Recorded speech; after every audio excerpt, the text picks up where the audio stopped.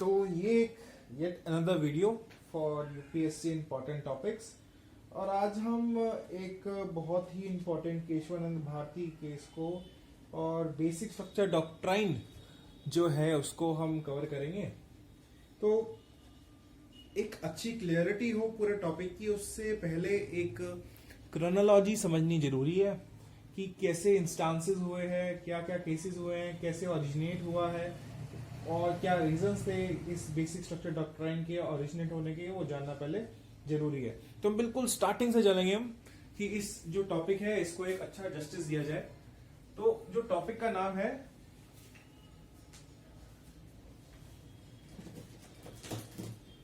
नाम है basic structure doctrine.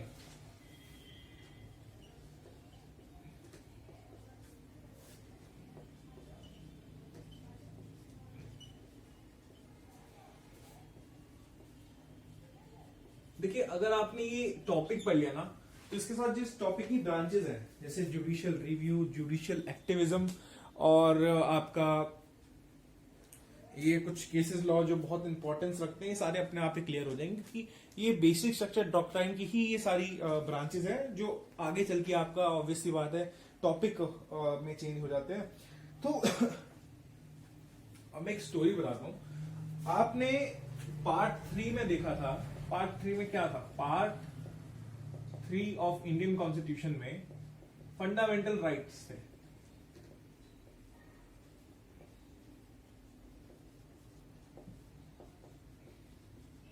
जो कि आर्टिकल 12 से लेके आर्टिकल 32 तक जाते थे। वैसे 33, 34, 35 भी है। जो 33 है शायद वो आर्म फोर्सेस से रिलेटेड है, 34 मार्शल लॉ और 35 आपका की जो power of amending the fundamental rights is in the hands of parliament only. तो आर्टिकल 35 तक हम लिख सकते हैं कहीं ना कहीं। वैसे तो आर्टिकल 32 में आपका कॉन्स्टिट्यूशन रेमेडीज आ जाती है। तो ये आपका फंडामेंटल राइट्स कर रहा। आर्टिकल 12 में हमने पढ़ा है कि स्टेट क्या होती है, स्टेट के बारे में पढ़ा है। और आर्टिकल जो 13 है, आर्टिकल 13 जो है वो प्रोटेक्ट करता है। क्या करता है? प्रोटेक्ट करता है। इससे पहले समझने से पहले रुकिए, इससे पहले आपको एक जाननी पड़ेगी कॉमन सी बात कि मैं बता दूं, वैसे तो बहुतों को पता होगा कि जो फंडामेंटल राइट्स है ना, फंडामेंटल राइट्स क्या है? ये क्या है? ये एनफोर्सेबल अगेंस्ट स्टेट है। मतलब जो फंडामेंटल राइट्स है, इंडिविजुअल राइट्स है जो एनफोर्स्ड होते हैं अगेंस्ट स्टेट। स्टेट मतलब हमने आर्टिकल 12 में जो स्टेट्स पढ़ी है, गवर्नमेंट वगैरह, लोकल बॉडी वगैरह, वो सारी स्टेट में आती है। ये जो फंडामेंटल राइट है ये एनफोर्स करवाता कौन है? ये करवाता है सुप्रीम कोर्ट।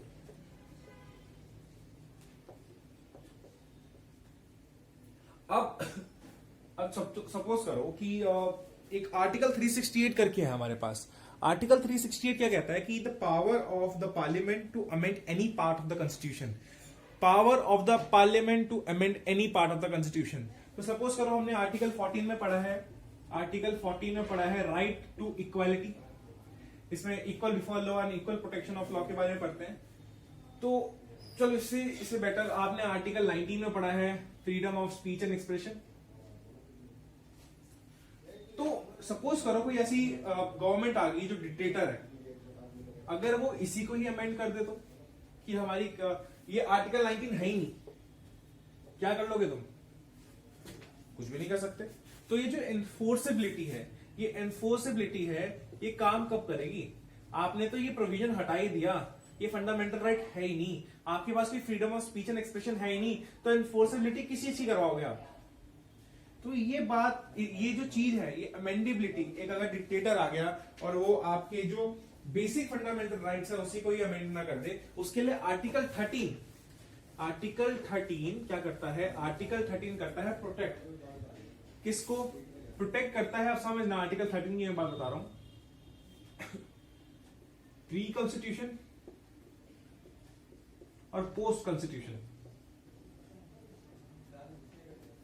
अगर कोई लॉ कंस्टिट्यूएंट असेंबली, जब हमारा कॉन्स्टिट्यूशन बन गया था 26 जनवरी को, सर नवंबर में बना था बट 26 जनवरी हम मान लेते हैं, तो 26 जनवरी को 1950 में हमारा जब कॉन्स्टिट्यूशन बन गया था, उससे पहले की कोई लॉ ऐसे हैं जो आपके फंडामेंटल राइट्स को एब्रोगेट कर रहे हैं या वायलेट कर रहे हैं, तो वो सारे के सारे क्या हो जाएंगे, एक्लिप्स हो जाएंगे अंडर डॉक्ट्रिन ऑफ एक्लिप्स।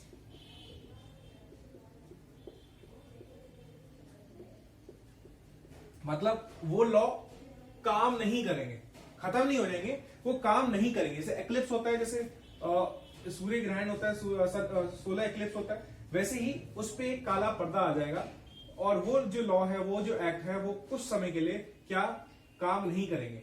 हो सकता है वो आगे भी बिल्कुल काम ना करे। इसका मैं अभी मतलब समझा दूंगा क्या है। अगर कोई पोस्ट कॉन्स्टिट्यूशन लॉ बना है, वो डॉक्ट्रिन ऑफ डिफेरेबिलिटी के अंदर आ जाएगा।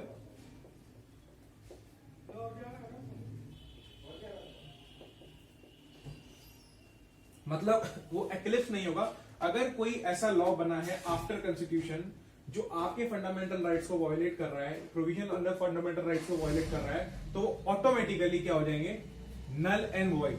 तो अगर मैं इसको सिंपल सा बताऊं, अगर आपको सिंपल सा अगर समझना है, तो ये कहता है, आर्टिकल 13 कहता है कि एनी लॉ और act made in violation of any fundamental right will be considered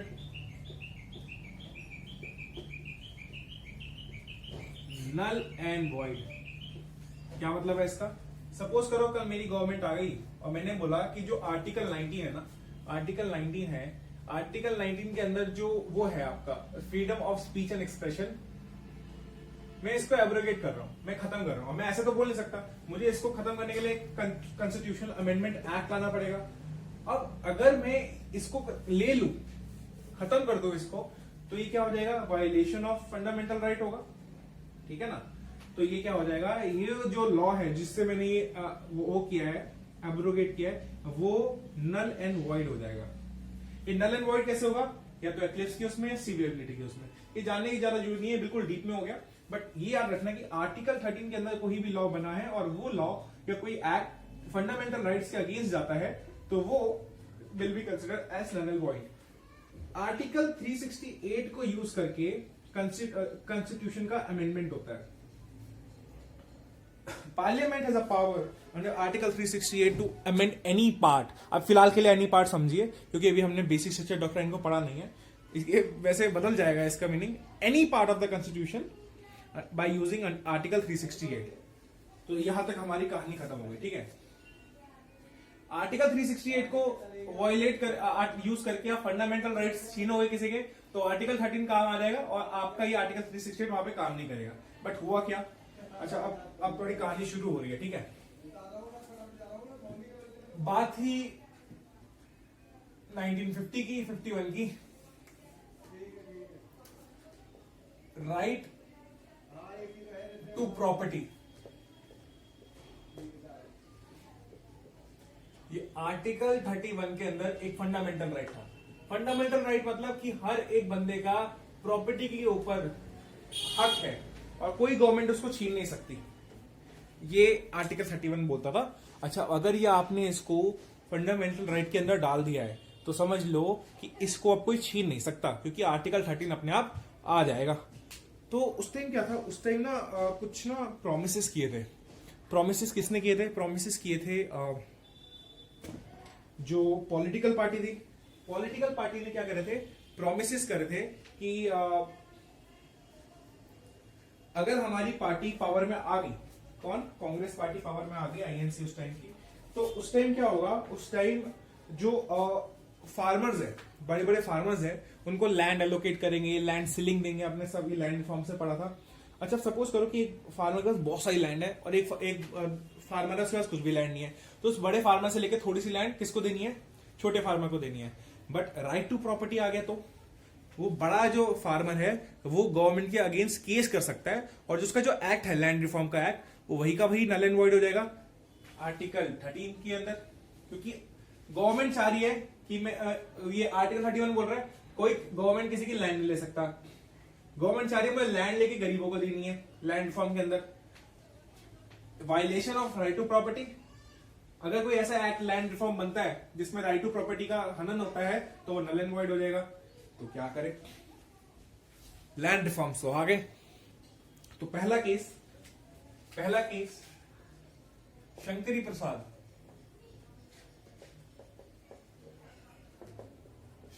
Prasad versus Union of India case आया।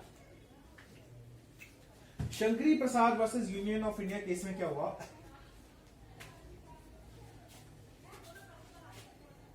इस राइट टू प्रॉपर्टी के वायलेशन में जो लैंड रिफॉर्म बढ़े हैं उसको चैलेंज किया गया और कोर्ट ने बोला कि जो आर्टिकल 13 है ना, आर्टिकल 13 है, इसके अंदर बता रहा हूं जो इसमें केस हुआ, आर्टिकल 13 का ये वायलेशन है। शंकरी प्रसाद ने बोला कि ये हमारी प्रॉपर्टी कैसे ले सकते हैं। कोर्ट ने ओवररूल किया, कोर्ट ने फेवर किया किसको, गवर्नमेंट। कोर्ट ने बोला भैया यहाँ पे आर्टिकल 13 नहीं आएगा, ये रिफॉर्म्स जो है यहाँ पे आर्टिकल 13 नहीं आएगा और ये हम गवर्नमेंट का फेवर ले रहे हैं।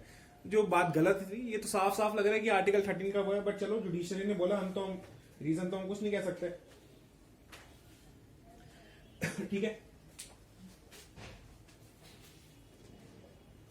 इसमें एक बात बोली थी कि आर्टिकल 368 के जो हम आर्टिकल 13 के अंदर ये लॉ की बात करिए ना, एनी लॉ और एक्ट, इसमें ये बात हुई थी कि ये जो एनी लॉ और एक्ट है ना, ये एनी लॉ और एक्ट, इसके अंदर बता दो ये कैसे फेवर किया। उन्होंने बोला कि यार ये जो लॉ और एक्ट है ना, ये ordinary parliamentary law and act है, और जो आर्टिकल 368 के अंदर जो एक्ट बनता है ना, इसमें भी एक्ट बन रहा है, ऑब्वियसली बात है, आप अमेंड करने की एक्ट है, जैसे कॉन्स्टिट्यूशनल अमेंडमेंट एक्ट, तो उसमें भी एक्ट बनता है। ये जो एक्ट है ना, ऑर्डिनरी नहीं है, ये कॉन्स्टिट्यूशनल पावर है।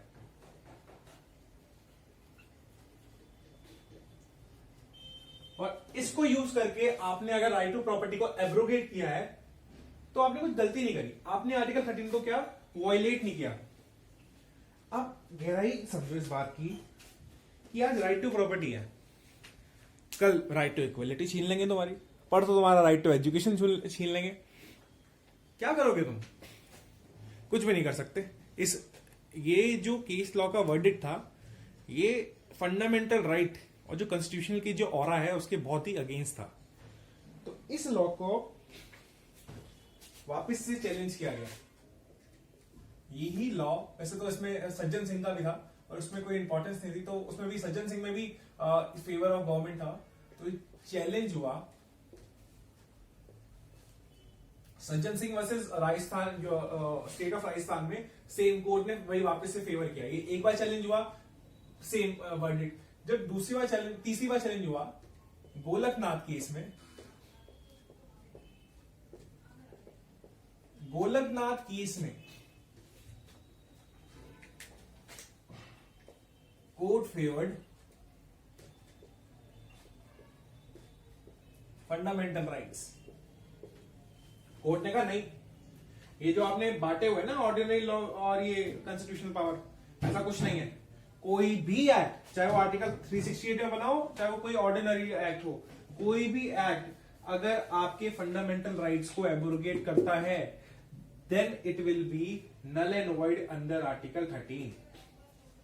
हल्ला मच गया, कोर्ट ने गवर्नमेंट के अगेंस्ट वर्डिक्ट पेश कर दिया। अब ऑब्वियसली बात है, ईगो की तो बात उस टाइम तो बहुत ही थी कि भाई गवर्नमेंट ने रिटेलिएट, जो ये बात हुई तो गवर्नमेंट ने क्या करा, गवर्नमेंट ने रिटेलिएट करा। अब गवर्नमेंट ने तो अपनी बात ही बदल दी। गवर्नमेंट ने क्या करा, गवर्नमेंट ने रिटेलिएट किया। रिटेलिएट मतलब वही बात, ये कोर्ट कौन होती है हमें बोलने वाली है, ये कोर्ट कौन होती है हमें बताने वाली, क्या सही है क्या गलत। अच्छा गवर्नमेंट की बात देखो, गवर्नमेंट ने क्या करा, गवर्नमेंट कहती है अच्छा कोर्ट सुनो, तुम आर्टिकल 13 की धमकी दे रहे हो ना, तुम आर्टिकल 13 की धमकी दे रहे हो ना, तो एक सवाल पूछा, उसने सवाल ये पूछा कि अच्छा हम आर्टिकल 368 यूज करके अमेंड कर सकते हैं क्या है? जी हाँ बिल्कुल आप अमेंड कर सकते हो। गवर्नमेंट ने बोला चलो ठीक है, मैं आर्टिकल 13 को ही अमेंड कर रहा हूं। कोर्ट कहती है कि आर्टिकल 13 के अंदर कोई भी लॉ आप बनाते हो और अगर वो फंडामेंटल राइट्स के अगेंस्ट गया तो गवर्नमेंट ने बोला कि भैया आप आर्टिकल 13 की धमकी दे रहे हो ना, आप ये कह रहे हो ना कि कोई अगर लॉ या एक्ट हम बनाते हैं, गवर्नमेंट बनाती है और अगर वो वायलेट करता है फंडामेंटल राइट को तो आप आर्टिकल 13 के अंदर वो एक्ट या लॉ को आप क्या कह दोगे, नल एंड वॉइड कह दोगे ना। एक काम करते हैं, हम ये आर्टिकल 13 को ही अमेंड कर देते हैं। हम पंगे नहीं लेते, हम आर्टिकल 13 का जो ये वो है ना रोड़ा है, इसको ही हटा देते हैं। तो गवर्नमेंट ने रिटेलिएट करा बाय अमेंडिंग आर्टिकल 13। और गवर्नमेंट ने क्या करा कि कैसे, बाय यूजिंग आर्टिकल 368।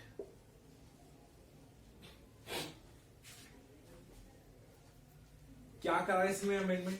इसमें अमेंडमेंट ये करा, इसमें ये बोला कि एनी लॉ, ये आर्टिकल 13 के अंदर लिखा शायद क्लॉज 4 में, एनी लॉ मेड यूजिंग या act, any act made using article 368 will be out of reach। वैसे ये लैंग्वेज ये नहीं है बट इसका मैं बता रहा हूं कि क्या था उसमें, क्रक्स क्या था, will be out of reach of article 13। समझ रहे हो बात को? वैसे ये वर्डिंग्स नहीं थी, ये वर्डिंग्स मैंने आसान किया इसको। इसका मतलब है कि अगर मैं गवर्नमेंट हूं और कोई 368 के अंदर कोई एक्ट बनाता हूं 368 के अंदर, तो वो आर्टिकल 13 के अंदर अप्लाई नहीं होगा, उसकी रीच आर्टिकल 13 में पहुंचेगी ही नहीं। इसका मतलब समझ रहे हो? तुम्हारी डेमोक्रेसी गई। गवर्नमेंट अगर चाहे ना पूरा का पूरा फंडामेंटल राइट्स को क्या कर सकती है, बंद कर सकती है, डेमोक्रेसी खत्म कर सकती है, रिपब्लिक जो है हमारा, सॉवरिजन जो है हमारा, सब खत्म कर सकती है। सॉवरन जो हमें राइट्स मिले हैं, डेमोक्रेसी मिली है, रिपब्लिक है, हम वो डिक्टेटरशिप बना सकती है, मुनार्क ला सकती है, कोई कुछ नहीं कह सकता। तो गवर्नमेंट ने ना इसको, ये जो हमारा कोर्ट था उसने समझा कि यार ये तो नीड ऑफ द आवर है कि ये गवर्नमेंट को ना कुछ समझाना पड़ेगा। हम कुछ और लाएंगे तो ये गवर्नमेंट और कुछ और कर देगी, तो गवर्नमेंट तो मानेगी नहीं। तो फिर एक आया बहुत ही इंपॉर्टेंट केस, मतलब इस केस ने ना आग लगा दी। केस का नाम है केशवानंद भारती केस।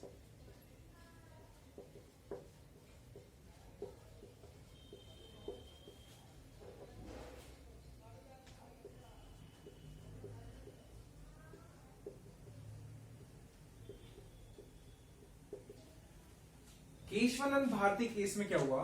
केशवानंद भारती केस ने बोला कि अच्छा देखो यार गवर्नमेंट, तुम करो, तुम्हें जो करना है करो यार, 368 में फंडामेंटल राइट आना है, हटाओ, हमें नहीं करवा, तुम करो।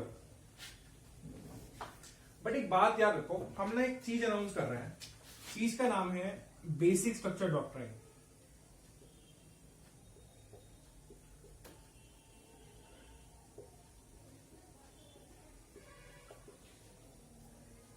हम ये बेसिक स्ट्रक्चर डॉक्ट्राइन को क्या कर रहे हैं, इंट्रोड्यूस कर रहे हैं।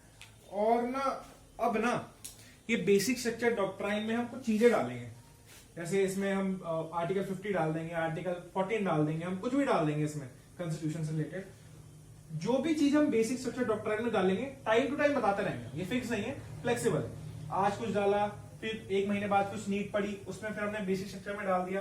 और जो भी हम चीजें इसमें डालेंगे ना, वहां पे आपका आर्टिकल 368 काम नहीं करेगा, वहां पे आपका आर्टिकल 368 काम नहीं करेगा। Your secularism, your article 50, your article 14, judicial review, ये सारा का सारा क्या है, बेसिक स्ट्रक्चर डॉक्ट्रिन का पार्ट है। And parliament can not amend basic structure doctrine. Basic structure को गवर्नमेंट कोई भी आ जाए, बड़ी से बड़ी कोई भी मेजोरिटी हो, वो बेसिक स्ट्रक्चर डॉक्ट्रिन को छू भी नहीं सकती। और बेसिक स्ट्रक्चर डॉक्ट्रिन में क्या होगा, ये जुडिशरी समय आने पे बताती रहेगी। तो आप वो देखिए कि जुडिशरी की इतनी अच्छा वर्च्यू था कि उसने देश को बचा लिया। ये इतना इंपॉर्टेंट था कि गवर्नमेंट रिटेलिएट पे रिटेलिएट कर रही थी और यहां आगे उसका रिटेलिएट खत्म हुआ। तो इसमें एक और चीज आई, judicial review.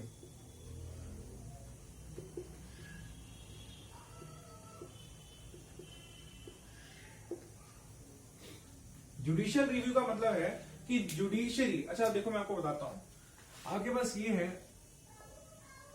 Executive, legislature, judiciary.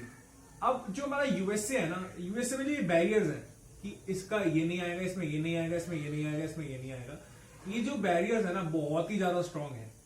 पर हमारे इंडिया में ना ये जो बैरियर्स हैं ये फ्लेक्सिबल है। अब इसका एग्जांपल है judicial review.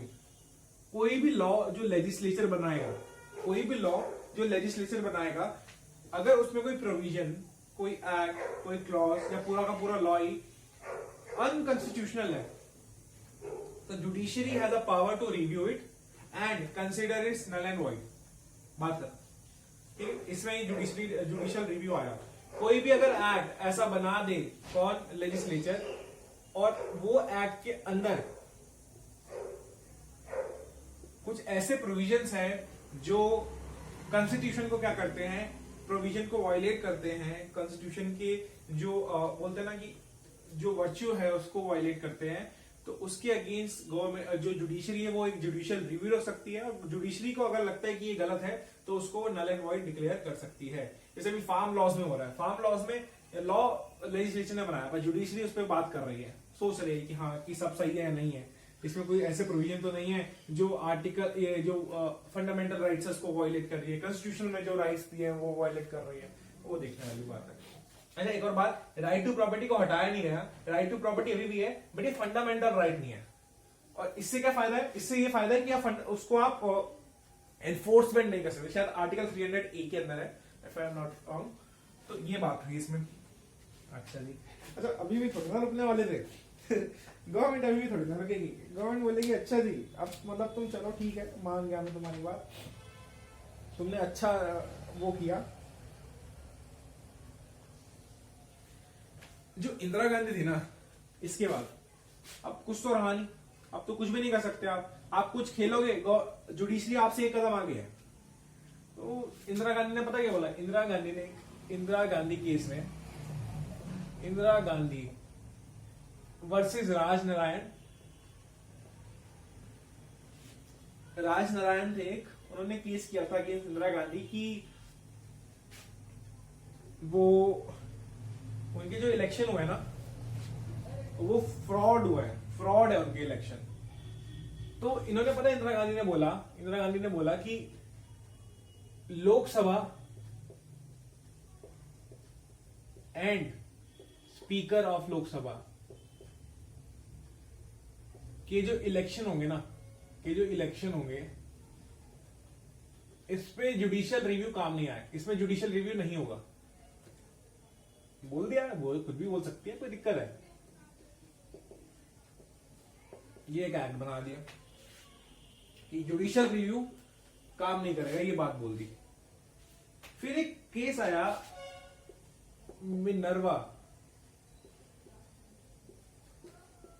Minerva mills case, ये बहुत इंपॉर्टेंट है। मिनर्वा मिल्स केस में क्या हुआ, मिनर्वा मिल्स केस में इस बात को ओवर रूल किया।